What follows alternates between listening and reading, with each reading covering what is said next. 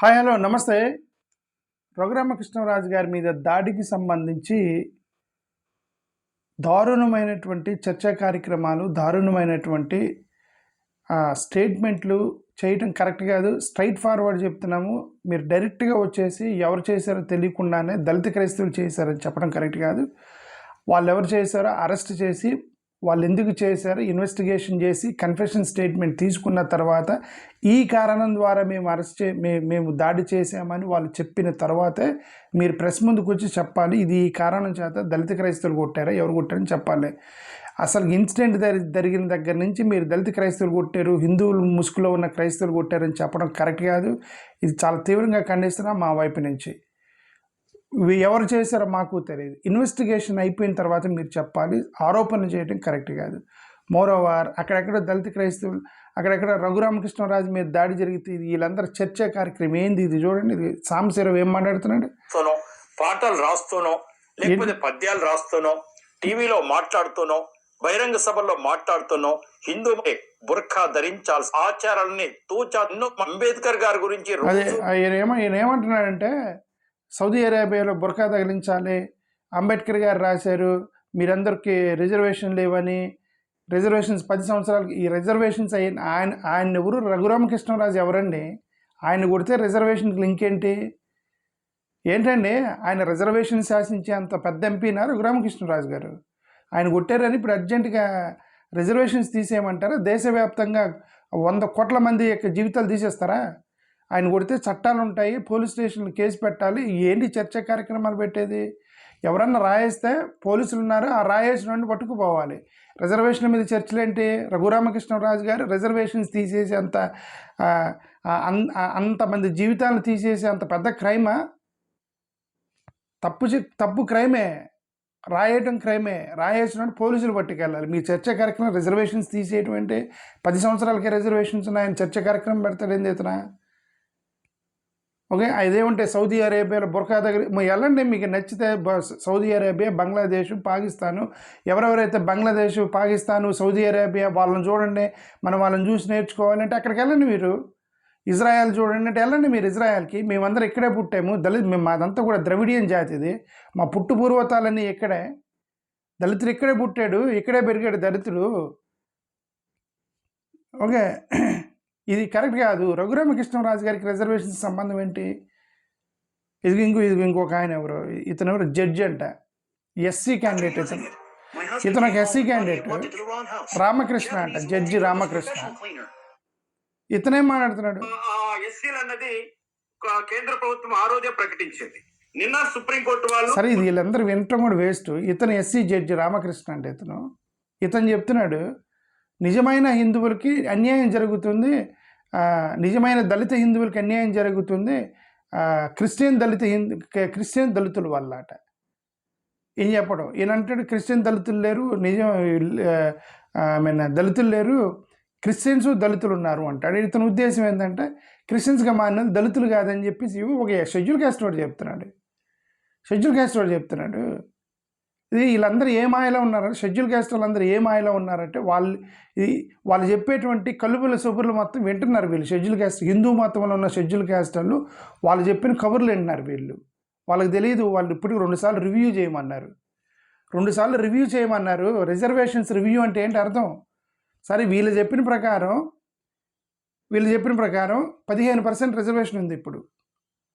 దాంట్లో 10% మొత్తం క్రైస్తవులే అనుకోండి. వాళ్ళందరిని తీసుకెళ్ళి బీసీసీలో వేసారు అనుకుందాం. బీసీసీలో వేస్తారు అంటే మీకు ఎంతమంది మిగులుతారు? హిందూ మతంలో 5% మిగులుతారు. వీళ్ళకి ఏం చెప్తున్నారంటే, అరే మీకు వస్తాయి ఉద్యోగాలు అంటున్నారు. ఎందుకు వస్తాయి మీకు? రిజర్వేషన్ రివ్యూ అంటే ఏంటి? ఇప్పుడు ఈ డీలిమిటేషన్ పేరుతోటి ఏం చేశారు వాళ్ళు? జనాభా ప్రాతిపదికన మీ జనాభాను బట్టి నియోజకవర్గాలు ఇచ్చారు కదా. రిజర్వేషన్ రివ్యూ పేరుతోటి మీరు 5% అంటే రిజర్వేషన్ 5% తగ్గిస్తారు. మీకు ఎందుకు వస్తుంది? అది వాళ్ళు చెప్పి కబుర్లు వింటున్నారు వీళ్ళు. వీళ్ళు ఏమనుకుంటున్నారంటే, అరే ఈ క్రిస్టియన్స్గా మారిన వాళ్ళని బయటికి నెట్టేస్తాం, మనకు వస్తాయి ఉద్యోగాలు అనుకుంటున్నారు. రావు మీవి. రిజర్వేషన్ తగ్గిస్తారు మీ జనాభా లెక్కన. ఉన్న దళితుల్ని బయటికి పంపిస్తే మీ జనాభా లెక్క రిజర్వేషన్ తగ్గిస్తారు. వాళ్ళంత పిచ్చోళ్ళు కాదు. వాళ్ళ మాయలో పడ్డారంటే అయిపోతారు మీరు హిందూ మతంలో ఉన్న దళితులు. అందరూ కలిసి రిజర్వేషన్స్ కాపాడుకోవాలి, ఎస్సీ ఎస్టీ యాక్ట్ని కాపాడుకోవాలి, దళితుల మీద అట్రాసిటీని కాపాడుకోవాలి. కానీ వాళ్ళు చెప్పిన మాయలోకి వెళ్ళారంటే మీరు అయిపోవటం, ఇంకా అయిపోవటం అయిపోయారు ఆల్రెడీ. నేను చెప్తాను ఇప్పుడు ఏమేమి అయిపోయినారు. ఎస్సీ ఎస్టీ యాక్ట్ నిర్వీర్యం అయిపోయింది ఆల్రెడీ, గొడవ పెట్టేసి. అంబేద్కర్ గారి గురించి రోజు మాట్లాడే వాళ్ళని కూడా నేను కాదండి, రఘురామకృష్ణరాజు గారి దాడి ఏంటి, రిజర్వేషన్ల మీద చర్చ ఏంటి? ఏమనుకుంటారంటే ఈ సనాతన ధర్మం అంటే బ్రాహ్మిన్స్ది, లేదా సనాతన ధర్మం అంటే క్షత్రియులు, సనాతన ధర్మం అంటే అగ్రవర్ణాలు అనుకుంటారు. మీరు చెప్పినట్టుగా అసలు రామాయణం రాసింది అది ఇది వీళ్ళు అది మొత్తం చర్చ పెట్టారండి రఘురామకృష్ణరాజు గారి మీద. అంటే దానికి సంబంధం లేదు కదా. ఒక ఎంపీ, ఇప్పుడు ఒక ఎంపీ మీద దాడి జరిగితే చాలా పాసిబిలిటీస్ ఉన్నాయిగా అక్కడ. సరే మీరన్నట్టే దళిత క్రైస్తవులు ఆయన లేచిన దగ్గర నుంచి సర్టిఫికేట్లు తీసేయండి అంటున్నాడు కాబట్టి ఎవరికో కడుపు మండి వేసాడు అనుకుందాం, ఒక పాసిబిలిటీ. అదొక్కటే పాసిబిలిటీ. అక్కడ మీ opponent YSRCP political party attack చేసి ఉండొచ్చుగా, పాసిబిలిటీ ఉందిగా. లేదు మీరు క్రిస్టియన్స్ మీద మాట్లాడుతున్నారని అప్పర్ క్యాస్ట్ క్రిస్టియన్స్ దాడి చేసి ఉండొచ్చుగా, ఆ పాసిబిలిటీ కూడా ఉందిగా. అప్పర్ క్యాస్ట్ క్రిస్టియన్స్ పాసిబిలిటీ కూడా ఉంది కదా. సరే లేదు, అక్కడ లోకల్ వాళ్ళు ఏదో మరి ఈయన వచ్చి ఏదో చేస్తున్నాడని చెప్పి లోకల్ వాళ్ళు అన్ని కులాలకు, మా కులం మతంతో సంబంధం లేకుండా అందరు కలిసి కొట్టేసి ఉండొచ్చుగా, రాయేసి ఉండొచ్చు కదా. ఆ పాసిబిలిటీ ఉందిగా. ఇంకొక పాసిబిలిటీ కూడా ఉంది. ఇక్కడ రఘురామకృష్ణరాజు గారు, పవన్ కళ్యాణ్ గారు వీళ్ళు మతాల మీద రాజకీయం చేస్తున్నారు. మన తెలుగుదేశం పార్టీ ఎక్కడ పడిపోయిద్దో, ఎందుకంటే ఈ యొక్క హిందుత్వవాదం బలంగా లేచిందంటే బొక్కబడేది తెలుగుదేశానికే. ఎందుకంటే దేశవ్యాప్తంగా ఈ హిందుత్వవాదంతో ఎక్కడెక్కడైతే హిందుత్వవాదం పైకి లేచిందో రీజనల్ పార్టీస్ దాన్ని మింగేశారు. ముఖ్యంగా బీజేపీతో ఎలియన్స్లో ఉన్న పార్టీలు మింగేశారు. అరే వీళ్ళేంద్ర లేచిన దగ్గర నుంచి మతం మీద రాజకీయం చేస్తున్నాడు రఘురామకృష్ణరాజు ప్లస్ పవన్ కళ్యాణ్. అరే వీళ్ళు మతాల మీద వేస్తే రేపు పొద్దున మన తెలుగుదేశం మొత్తం పడిపోయిద్దని చెప్పి తెలుగుదేశం క్యాడర్ కొట్టి ఉండొచ్చుగా మిమ్మల్ని. అవునా? సరే ఇరే మన బీజేపీ వాళ్ళు అరే హిందుత్వవాదం అంటే మనదే, అది మన పేటెంట్ రైట్స్, మనమే రాజకీయం చేయాలి. ఏంద్ర రఘురామకృష్ణరాజు, పవన్ కళ్యాణ్ రోజు మతాల గురించి మాట్లాడి మనల్ని డామినేట్ చేస్తున్నారని మీ బీజేపీ రాలేసి ఉండొచ్చుగా. అవును కదా.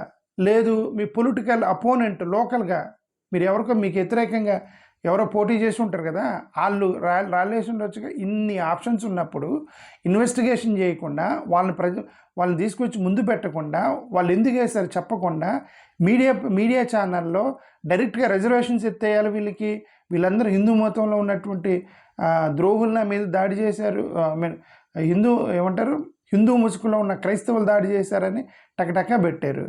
ఏమన్నా వాళ్ళకున్నది మీకు కాలేజీలు ఉన్నాయి, టీవీ ఛానళ్ళు ఉన్నాయి, ల్యాండ్లు ఉన్నాయి, కంపెనీలు ఉన్నాయి, బిజినెస్లు ఉన్నాయి, గవర్నమెంట్ కాంట్రాక్ట్లు ఉన్నాయి, పొలిటికల్ పవర్ ఉంది, టాప్ పొజిషన్లో ఉండేది మీరే, సీఎం ఆఫీస్లో పనిచేసేటువంటి అడ్వైజర్లు మీరే, పిఎం ఆఫీసులో అడ్వైజర్లు మీరే, పోలీస్ డిపార్ట్మెంట్లో హైయర్ పొజిషన్లో డిఎస్పీ పొజిషన్లో ఉండేది మీరే, జడ్జిలు మీరే, లాయర్లు మీరే, డాక్టర్లు మీరే, హాస్పిటల్స్ మీవే, స్కూల్స్ మీవే, యూనివర్సిటీలు మీవే, ఎక్స్పోర్టింగ్ కంపెనీలు మీవే, మార్కెట్లు మీవే, ట్రాన్స్పోర్టింగ్ కంపెనీలు, బస్సులు, ట్రావెల్స్ మీవే, హైవే టోల్ గేట్స్ పెట్టేది మీరే, 5 స్టార్ హోటల్స్ రన్ చేసేది మీరే, రిసార్ట్స్ మీవే, రెస్టారెంట్లు మీవే.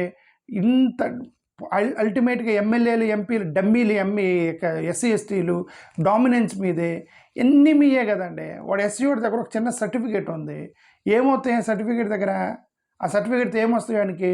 ఓ ఎస్సీ హాస్టల్లో అడ్మిషన్ వచ్చి సర్టిఫికేట్ ఉంటే, లేదంటే మీరు ఇచ్చేటువంటి బియ్యం వస్తాయి, లేదంటే ఒక బ్యాగ్ వచ్చి ఒక స్కూల్ బ్యాగ్ ఒకటి ఇస్తారు ఆ ఎస్సీ వాడు కదా అని, లేదా ఒక 2-3 పుస్తకాలు ఎక్స్ట్రా ఇస్తారు, ఎగ్జామ్ రాయడానికి ఒక 50 రూపాయలు తగ్గిస్తారు, స్కూల్లో అడ్మిషన్ వచ్చింది. గవర్నమెంట్ జాబులలో ఎత్తిపడేసారు, ప్రైవేటైజేషన్ చేసి ఏమీ లేవు. ఒక ఎస్సీ ఎస్టీ కేసు మాత్రం పెట్టనివ్వట్లేదు, మీరు డైల్యూట్ చేస్తున్నారు. ఇంకేం మిగిలిందండి? వాడు ఎస్సీ సర్టిఫికేట్ పెట్టుకుని ఏం మిగిలింది? ఆ ఒక్కడు కూడా మీరు లాగాలని చూస్తున్నారే. మీరు ఇన్ని పెట్టుకొని కాలేజీలు, టీవీ ఛానళ్ళు, బిజినెస్లు, వ్యాపారాలు, పొలిటికల్ పవర్ మొత్తం, భూములు మొత్తం మీ యొక్క ఆధీనంలో పెట్టుకొని వాడి దగ్గర ఒక చిన్న స్కూల్ బ్యాగ్ కోసం, లేదంటే ఒక చిన్న ఎస్సీ హాస్టల్ అడ్మిషన్ కోసం, స్కూల్లో అడ్మిషన్ కోసం ఒక చిన్న ఎస్సీ సర్టిఫికేట్ ఉంటే దాన్ని కూడా పీకేసేటువంటి అంత సాడిస్టిక్ ఆనందం ఏంటి? అంత సాడిస్టిక్ ఆనందం ఏంటంటే వాడికి ఉంది అదే కదా. మరి వేల కోట్ల ఆస్తులు ఉన్నాయి వాళ్ళ దగ్గర. రిజర్వేషన్స్ ఎత్తాయని చర్చ కార్యక్రమాలు పెడతారా మీరు? ఏమన్నా ఇది కరెక్ట్ కాదు. సాంబశివరావు గారు, మీరు నేను ఐ రెస్పెక్ట్ ఎవ్రీ జర్నలిస్ట్. పదే అదిగే జర్నలిజం అనేది చాలా న్యూట్రల్గా ఉండాలి. భావజాలాలతో జర్నలిజం చేయకూడదు. ఇప్పుడు నేనేం జర్నలిస్ట్ని కాదు. నేను రోజు ఎందుకు నా కమ్యూనిటీ కోసం మాట్లాడుతున్నా. ఇదేమి జర్నలిస్ట్ ఛానల్ కాదు ఇది. నేను ఒక అకాడమిషియన్ని, నేను ఒక ప్రొఫెసర్ని. నా కమ్యూనిటీ కోసం నేను రోజు డిఫెండ్ చేస్తాను, ఇక్కడ వీడియోలు పెడతా. మీరు కూడా అలాగా ఒక ఛానల్ పెట్టుకోండి, హిందుత్వ ఛానల్ అని పెట్టుకొని మీరు రన్ చేయండి. జర్నలిస్టులు అని చెప్పేసి ఇట్లాంటి ఛానల్స్, ఇట్లాంటి డిబేట్లు పెట్టడం ఏందని మీరు? ఎజైన్ ల్యాండ్స్ ఉన్నాయి. ఎజైన్ ల్యాండ్స్ కొన్ని వేల ఎజైన్ ల్యాండ్స్ కబ్జా చేశారు ఎస్సీల దగ్గర నుంచి. చట్టం లేదు, ఏమి లేదు.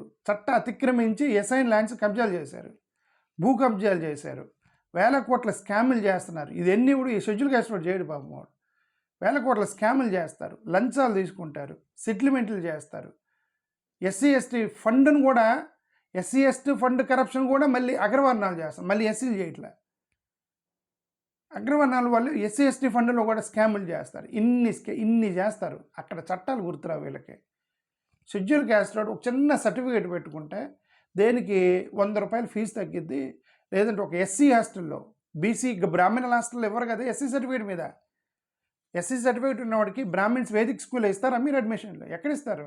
ఎస్సీ షెడ్యూల్ క్యాస్ట్ వాడు హాస్టల్లో, దాంట్లో హాస్టల్లో ఫ్యాన్ సరిగా ఉండదు, దుప్పట్లు సరిగా ఉండవు, దోమలు, పురుగులు అన్నం.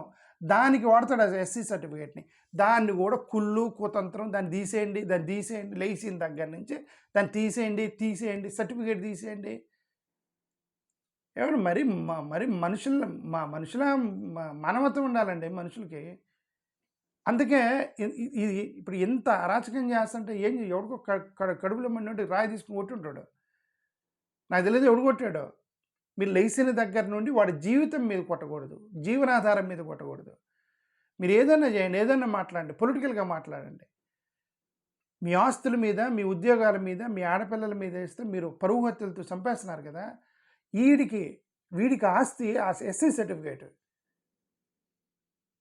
ఎవడో అదేమంటే చట్టం వేశారట. ఈ చట్టాలన్నీ వేసింది దేవుడు మీడు కదా. ఈ చట్టాలు వేసింది దేవుడు అంటే చట్టం ఉంది, land of law of land అని మీరు పాటించాలి. మనుస్మృతి కూడా ఒక చట్టమేనండి. ఏం రాశారు మనుస్మృతిలో? అది కూడా ఒక చట్టమేగా మనుస్మృతి. అది కూడా లా ఆఫ్ ల్యాండే కదా. దళితుడు ముట్టుకోకూడదు, దళితుడు ఊరు బయట ఉండాలి, అది కూడా చట్టమే కదా. మీరేసిందే కదా అది కూడా. ఈ హెరిడిటరీ లేబర్ వంశపారంపర్యంగా లేబర్ వర్క్ చేయాలని రాసింది ఎవరు? మీరు కదా. అది చట్టం కదా. అన్టచబిలిటీ ఏంటి? చట్టం కదా. అది అంటరానితనం అనేది చట్టం ఏంటిది మనుస్మృతిలో? అది కూడా చట్టమే కదా. మీరేసిన చట్టమే కదా అది కూడా. టెంపుల్ బ్యాన్ చేసింది ఎవరు? గతంలో, ఇప్పుడు లేదులేండి. గతంలో టెంపుల్ బ్యాన్ చేసింది అది కూడా చట్టమేగా. అప్పుడు కూడా ఇదే ఆర్గ్యూ చేసి ఉంటారు కదా. చట్టంలో ఉంది మీరు పాటించాలని, ఇదే కదా ఆర్గ్యూ చేసింది మీరు. ఓకే, అదేమంటే దూరంగా ఉండి మాట్లాడాలి, ఆ చట్టం చేసింది కూడా మీరే కదా. ఇదిగోండి దళితులను సపరేట్గా ఊరు బయట పెట్టాలి, ఆ చట్టం చేసింది కూడా మీరే కదా. ఇవి కూడా చట్టాలు. బ్రెస్ట్ ట్యాక్స్, రొమ్ము ట్యాక్స్ వేశారు కదా, అది కూడా చట్టమే కదా. పిచ్చి తొక్కలగ్గాడు ఏదో కొన్ని ట్యాక్స్లు వేసిండంట. ఇది హెడ్ ట్యాక్స్, జుట్టు కత్తిరిస్తే ట్యాక్స్ కట్టమన్నారట దళితుల్ని. చొక్కా వేసుకోవడానికి లేదు, చొక్కా విప్పి తిరగాలని చెప్పి, అది కూడా చట్టమే కదా. అది కూడా ఇవన్నీ చట్టాలు కదండి. కొంతమంది రిలీజియస్ పేరు మీద చట్టాలు వేస్తే, కొన్ని సోషల్ స్టేట్ లాస్ మీద వేస్తే, కొంతమంది స్టేట్ ఇంపోజ్ ట్యాక్సెస్ వేశారు. ఇవన్నీ బ్రెస్ట్ ట్యాక్స్, హెడ్ ట్యాక్స్, ఇవన్నీ కూడా చట్టాలే. క్రిమినల్ ట్రైబల్ యాక్ట్లు, జమీందారీ డిస్పోజిషన్, అవి కూడా చట్టాలే. ఎందుకు ఎన్టీ రామారావు జమీందారీ సిస్టమ్ని ఎత్తేసాడు, అది కూడా చట్టమే కదా. అప్పుడు ఆ చట్టంలో లూప్ హోల్స్ ఉన్నాయని కదా ఎన్టీ రామారావు ఎత్తేసాడు జమీందారీ వ్యవస్థని. ఇప్పుడు ఇండిపెండెన్స్ వచ్చిన తర్వాత అలాంటి చట్టంలో ఒకటి 1950 షెడ్యూల్ క్యాస్ట్ ఆర్డర్ ఒకటే ఇల్లీగల్, అది అన్యాయం. అది నేను అదే చెప్పాను. ఒక చిన్న ఆధారం, జీవనాధారం ఎస్సీ సర్టిఫికేట్ అనేది. వాడు ఏ మతానికి అయితే నీకెందుకు, దాన్ని తీసేయండి మీరు రాశారు దాంట్లో. దీనికి మన వ్యవస్థకి తేడా లేదు. 1950 షెడ్యూల్ క్యాస్ట్లో ఒక మినిమం మన వ్యవస్థే అది. మీరేసిందే ఆ నలుగురు బ్రాహ్మణులు కూర్చొని వేసిందే పైన అక్కడ అది. ఇప్పటికి కూడా మాన్యువల్ స్కావెంజింగ్ అని ఒక యాక్ట్ ఉంది, మీరు పాటిస్తున్నారా? ఎస్సీ ఎస్టీ యాక్ట్ ఉంది, మీరు పాటిస్తున్నారా? సరే మమ్మల్ని అడుగుతున్నారు, మీరు చట్టం పాలించాలి చట్టం పాటించాలి అంటున్నారు. నేను అది స్కాములు చేయడానికి మీకు చట్టాలు గుర్తురావు. ఓకే, పోనీ ఈ ఈ ఈ ఈ చట్టాలు మీరు పాటిస్తున్నారా? There is something called manual scavenging act ఒకటి ఉంది కదా మనకి. ఏంటిది మాన్యువల్ స్కావింగ్ యాక్ట్? మీరు ఎవరిని కూడా చేతులతోటి తీపిచ్చకూడదని చట్టం ఉంది. మీ బాత్రూములు మీ వాళ్ళు ఏరుగుతారండి, ఏరిగిన దగ్గర ఉచ్చబోసిన దగ్గర చేతులు పెట్టి క్లీన్ చేయించకూడదు అనేది ఒక చట్టం ఉంది. ఇప్పుడు ఎవడి ఇంట్లో బాత్రూంలో స్టక్ అయినా సరే పాపం ఎస్సీ వాడు వస్తాడు, చేయి పెట్టి దాన్ని క్లీన్ చేయాలి. ఆ చేయించకూడదని ఒక చట్టం ఉందిగా. ఏమన్నా మాకు లేదు, చేయి పెట్టి తీస్తేనే వచ్చింది, లేకపోతే పొలాలు పెట్టి పొడితే రాదు, వాళ్ళ దగ్గర మెషిన్ లేవు. మామూలు మేము మెషిన్ ఉన్నామని పిలుచుకోండి, మీరు చట్ట ప్రకారం చేయాలి కదా. లేదు, టక్కన అర్రే ఇరుక్కుపోయింది బాత్రూంలో, వాడిని బెల్లి వాడిని ఊరు పెట్టండి, వాడు వచ్చి చేయి పెట్టి తీయాలి దాన్ని. మాన్యువల్ స్కావెంజింగ్ దించుతున్నారు. ఎక్కడైనా డ్రైనేజీ బ్లాక్ అయితే లోపలికి దించకూడదని చట్టం వేశారు కదా. ఇప్పుడు కూడా దిగుతున్నారు వాళ్ళు, మాన్యువల్ హ్యూమన్ లోపలికి వెళ్తున్నారు క్లీన్ చేయడానికి. ఇవన్నీ చట్టాలు మీరు పాటిస్తున్నారా? ఓకే, సరే ఎస్సీ ఎస్టీ యాక్ట్ని ఏం చేశారు? ఎస్సీ ఎస్టీ యాక్ట్ ఇది కూడా చట్టమే కదా. ఎస్సీ ఎస్టీ యాక్ట్ని 2018లో నరేంద్ర మోడీ గారి గవర్నమెంట్ ఏం చేసింది? ఎఫ్ఐఆర్ని పెట్టడానికి కొన్ని బ్యారియర్స్ పెట్టింది. ఇమ్మీడియట్గా నువ్వు ఎఫ్ఐఆర్ పెట్టాల్సిన అవసరం లేదు, కొన్ని చట్టాలు మోడిఫికేషన్ చేశారు, మీరు ఇమ్మీడియట్గా అవసరం లేదు అని చట్టపరంగా ఒక బ్యారియర్స్ పెట్టితే నరేంద్ర మోడీ గారు డైల్యూట్ చేస్తే దాన్ని పోలీసులు కొంత డైల్యూట్ చేస్తారు. ఎఫ్ఐఆర్ పెట్టమంటే పెడతాం వెయిట్ చే ఎందుకు దీనికి ఎస్సీ ఎస్టీ కేసు ఎందుకు, పూర్ ఇన్వెస్టిగేషన్ చేసి దీంట్లో కుల వ్యవస్థ లేదని చెప్పేసి ఫేక్ రాసి ఆ పోలీసులు కొంత నొక్కితే, నరేంద్ర మోడీ గారు కొంత నొక్కాడు ఎస్సీ ఎస్టీ యాక్ట్ని, పోలీసులు కొంత నొక్కుతారు, డబ్బులు ఇచ్చి వెనకిచ్చి లంచాలతో కొంత నొక్కుతారు, కొంతమంది వీడికి తన్నిన తర్వాత ఒక 10 రూపాయలు జేబులో పెట్టి కాంప్రమైజ్ చేసి కొంత నొక్కుతారు. ఇన్ని చట్టాలను అతిక్రమిస్తూ కేవలం కూటి కోసం ఒక సర్టిఫికేట్ పెట్టుకుంటే దాని మీద రోజు ఏడుస్తుంటే మీరు చర్చ కార్యక్రమాలు పెట్టి రిజర్వేషన్ తీసేయండి అని చెప్పి ఒకటే విధంగా కొడుతుంటే, కూటికి అన్నం తీసేయమని చర్చా కార్యక్రమం, రిజర్వేషన్లు తీసేయండి వీళ్ళకి, ఎస్సీ సర్టిఫికేట్లు తీసేయండి, వీళ్ళు మతం మారారు ఏ కారణం అని చెప్పి నువ్వు రిజర్వేషన్లు తీసేయండి మీరు చర్చా కార్యక్రమాలు పెట్టారంటే ఆ నోటికాడ కూటు తీసేయమని మీరు చర్చకి పెట్టినట్టు. కూడేవాడికి సర్టిఫికేట్ మీద వచ్చేది అదే, అంతకన్నా ఏం లేదు. ఉన్న ప్రభుత్వ ఉద్యోగాలు కూడా దెబ్బేసినాయి మొత్తం మీ వల్ల, ప్రైవేటైజేషన్ వల్ల. ఎవరన్నా అక్కడ చర్చా కార్యక్రమం దళితులు కూర్చొని మాట్లాడు, సిగ్గు లేదు దళితులకి, అక్కడ సిగ్గు లేదు దళితులకి. వాళ్ళు టీవీ ఛానల్లో కూర్చొని వాళ్ళు కూడా తీసాను వాళ్ళు ఏమనుకుంటున్నారు పాపం, వాళ్ళేముంది దళితుల అమాయకులు, వాళ్ళేముంది అరే వీళ్ళందరూ క్రిస్టియన్స్ మొత్తాన్ని తీసేస్తే మీకు ఉద్యోగం కూడా వస్తారని చెప్తే, అవును నాకు ఉద్యోగం వస్తుందని వీడు అనుకుంటున్నాడు. వీడు వరసమేమో వాళ్ళు పక్కకి వెళ్ళిన తర్వాత నీ రిజర్వేషన్ తగ్గించేస్తారా నీ జనాభా ప్రాతిపదికన. వాళ్ళు తెలివితే మీరు అందరూ ఊరు బయట ఉన్నారు.